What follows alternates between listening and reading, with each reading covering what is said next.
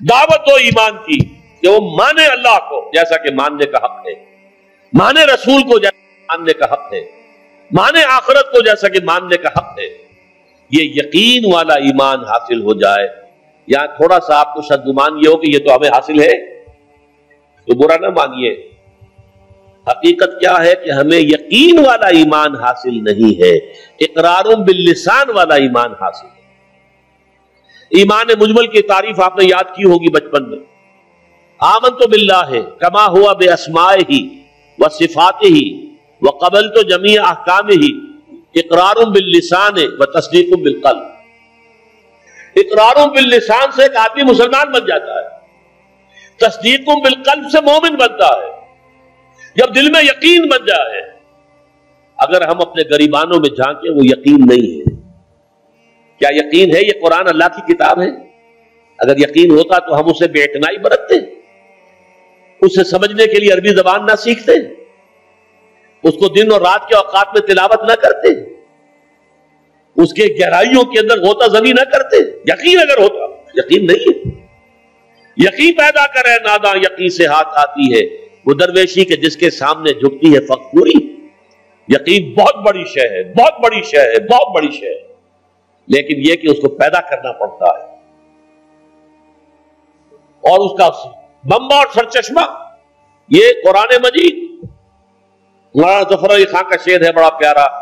وہ جنس نہیں ایمان جسے لے آئے دکانیں فلسفہ سے، ڈھونڈے سے عاقل کو یہ قرآن کے سپاروں. قرآن کے سپاروں میں غوطہ زنی کرو، تدبر کرو. افلا یتدبرون القرآن ام علی قلوب اقفالھا، تو دل میں یقین پیدا ہو. اچھا، اس یقین کی علامت کیا ہوگی کہ یقین پیدا ہو گیا ہے؟ یقین کی علامت عمل.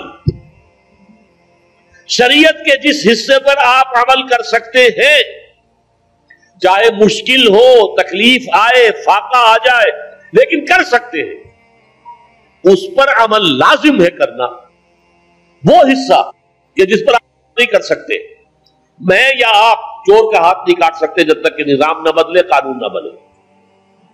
میں یا آپ یا ہم سب مل کر بھی یہاں کسی زانی کو رجم نہیں کر سکتے جب تک کہ قانون نہ بنے اور عدالتی نظام کے تحت جو ہے اس کا فیصلہ نہ ہو. ان چیزوں کو تو ہم نہیں کر سکتے، لیکن جو کام ہم کر سکتے ہیں، سود سے براہ راست تو ملوث نہ ہو، اپنے گھروں میں پردہ تو قائم کرے، اپنی معاش میں سے حرام شے تو نکال دے، فرائض تو ادا کرے، نماز، روزہ، حج، زکات. یعنی دین کے جس حکم پر ہم عمل کر سکتے ہو، چاہے اگر آپ شرعی پردہ نافذ کریں گے لوگ کہیں گے دقیانوسی ہیں، یہ اگلے وقتوں کے ہیں، یہ لوگ انہیں کچھ نہ کہو. آپ کا سوشل بائیکاٹ بھی ہو سکتا ہے، آپ کو اپنے بچوں کے رشتوں کے لالے پڑ سکتے ہیں. ان کے ہاں کون کرے؟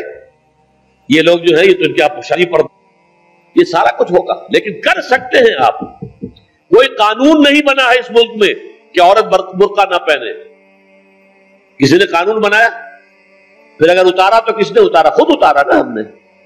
جس کے پاس دو پیسے ہو گئے اس نے سمجھا کہ برقع تو شاید صرف غربت کی علامت تھی، اب دو پیسے میرے پاس ہو گئے، برقع اتار دیا. چادر آ گئی، پھر چادر اتری، دوپٹہ رہ گیا، پھر وہ دوپٹہ بھی صرف رسی بن کر گلے کے اندر پڑ گیا. اللہ اللہ خیر صلی اللہ. یہ سارا کچھ ہو رہا ہے کہ نہیں ہو رہا؟ یہ کون کر رہا ہے؟ ترکی کے اندر تو قانون کرایا گیا، یہاں تو کسی نے قانون نہیں کرایا، یہاں تو ہم خود کر رہے ہیں. تو پہلا مرحلہ جو ہے ایمان یقین والا، اس کا ثبوت یہ ہوگا کہ شریعت کے جن احکام پر عمل کیا جا سکتا ہے ان پر لازماً کیا جائے.